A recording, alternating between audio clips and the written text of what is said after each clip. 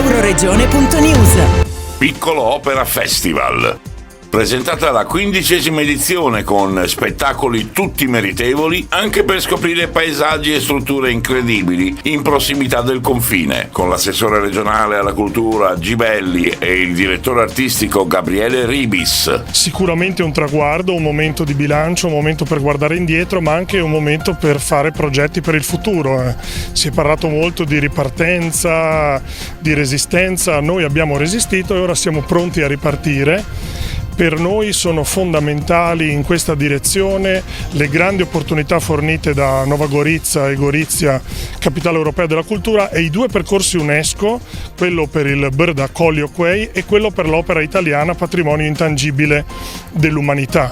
In questa direzione il nostro progetto artistico vuole soprattutto valorizzare il territorio e farsi valorizzare dal territorio, perché siamo in una cornice meravigliosa, quindi il territorio vogliamo renderlo attore protagonista dei nostri spettacoli, fondamentalmente con l'opera lirica, fondamentalmente con la musica vocale, però il nostro è un progetto artistico, culturale e anche sociale, perché questo territorio può diventare veramente un comprensorio culturale europeo transfrontaliero tra Italia e Slovenia. 20 giornate con 23 appuntamenti divisi in 5 sezioni, dai percorsi musicali, che sono dei concerti che permettono anche una passeggiata tra la prima e la seconda parte, quindi per assaporare gli odori, i sapori dei vigneti del Collio, la verde musica, la scoperta di giardini e parchi all'interno delle dimore più belle dell'Isontino, Stelle in Castello dedicato ai giovani talenti dell'opera lirica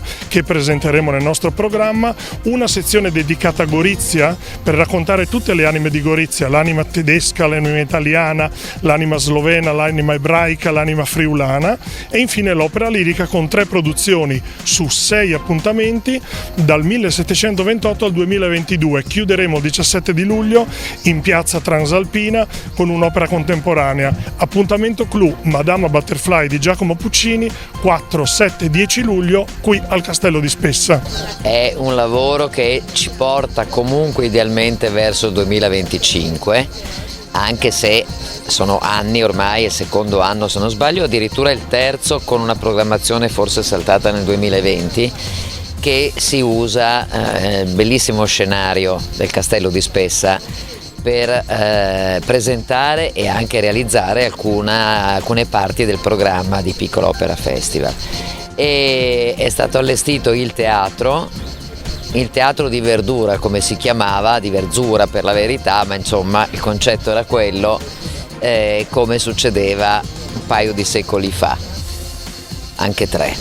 È la sintesi della collaborazione tra l'impresa culturale, le istituzioni e i privati che aiutano e supportano l'impresa culturale, integrandosi per un interesse comune che è quello della valorizzazione del territorio.